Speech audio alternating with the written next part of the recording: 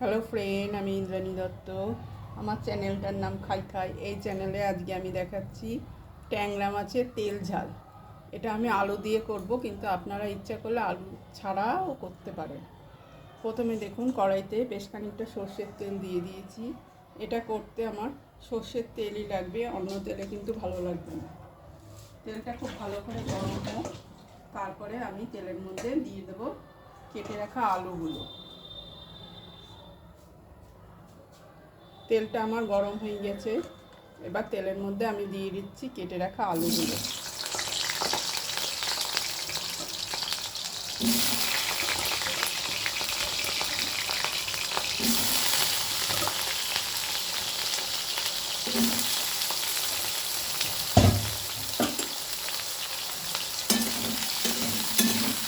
আলুগুলোকে প্রথমে খুব ভালো করে ভেজে নিতে হবে। আলুগুলো ভাজার জন্য আমি একটু সামান্য লবণ দিয়ে দিচ্ছি, এতে আলুগুলো তাড়াতাড়ি ভাজা হয়ে যাবে।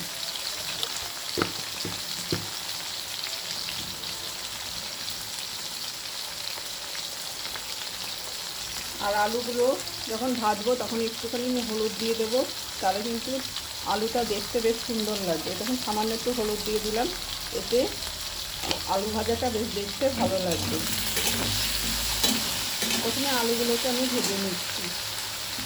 আলুগুলোকে প্রথমে লাল লাল করে ভেজে নিতে হবে। দেখুন, আমার আলুগুলোকে আমি ভেজে তুলে রেখেছি।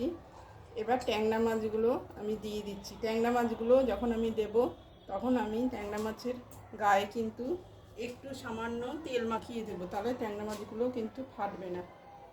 একটু তেল মাখিয়ে দেবো, সর্ষের তেল হোক, সাদা তেল হোক, যে তেলই হোক, একটু নুন হলুদের সঙ্গে মাখিয়ে নিয়েছি।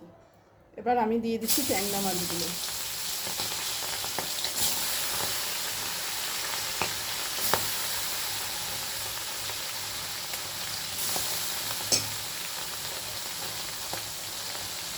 আমি এবার ট্যাংরা মাছগুলোকেও খুব ভালো করে ভেজে নেব। এবার আমি তেলের মধ্যে ফোড়ন হিসেবে দিয়ে দিচ্ছি কালো জিরে। প্রথমে দিচ্ছি কালো জিরে, তারপরে দিচ্ছি শুকনো লঙ্কা আর একটা তেজপাতা। ফোড়নটা ভালো করে হয়ে গন্ধ বেরোলে এবার আমি একটা মশলা করে রেখেছি। এই মশলাটার জন্যই কিন্তু মাছের টেস্টটা অনেক বেড়ে যাবে। এই মশলাটা হচ্ছে, এর মধ্যে অল্প করে পেঁয়াজ দিয়েছি, একটু রসুন দিয়েছি, আর একটু টমেটো দিয়েছি, আর আদা দিয়ে আর শুকনো লঙ্কা দিয়ে আমি একটা পেস্ট বানিয়ে রেখেছি। এই পেস্টটা আমি অর্ধেক দিয়ে দেবো। এতে আছে পেঁয়াজ, সামান্য রসুন, রসুনের পরিমাণটা অল্প, একটু টমেটো, আদা আর শুকনো লঙ্কা, আর এর মধ্যে হলুদ দিয়েছি। আর এই পেস্টটা কিন্তু আমি সম্পূর্ণ সর্ষের তেলে করেছি। মশলাটা, এই মশলাটা আমি দিয়ে ভালো করে কষিয়ে নেব।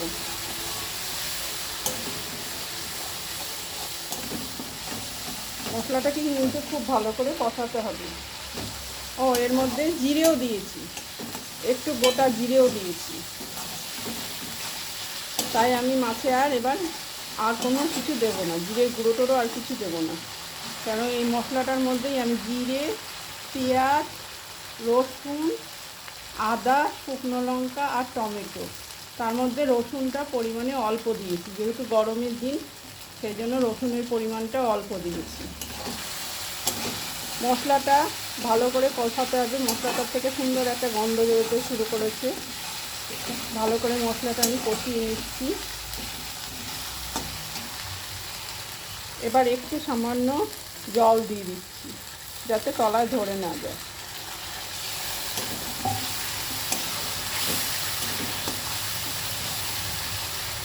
এবার আমি দিয়ে দেবো ভেজে রাখা আলুগুলো। যে আলুগুলো আমি ভেজে রেখেছিলাম, এই ভেজে রাখা আলুগুলো এবার দিয়ে দিচ্ছি, দিয়ে মশলার সঙ্গে ভালো করে কষিয়ে নিচ্ছি। দেখুন, আলুগুলো কি সুন্দর রং এসছে। এবার এতে দিয়ে দেব নুন। এখনও কিন্তু আমি হলুদ টলুদ কিচ্ছু দেইনি। দেখুন, দিয়ে দেবো নুন।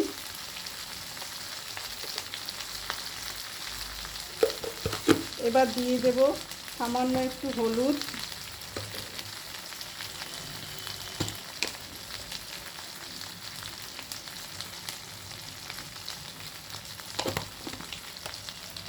আর দিয়ে দেব লঙ্কার গুঁড়ো, সানরাইজের লঙ্কার গুঁড়ো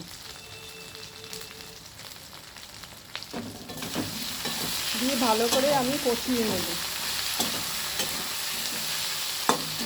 এবার আমার মিক্সি ধোয়া জলটা আমি দিয়ে দিচ্ছি। এই দেখুন মিক্সি ধোয়া জলটা আমি দিয়ে দিলাম।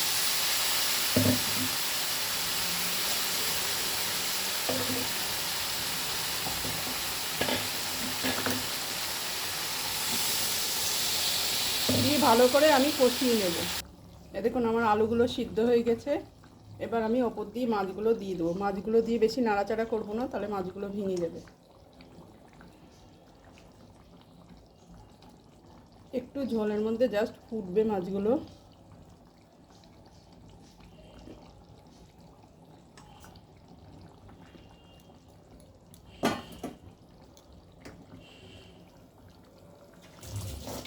ট্যাংরা মাছ এমনি নরম, একে বেশি নাড়াচাড়া করলে কিন্তু ভেঙে যাওয়ার সম্ভাবনা থাকে।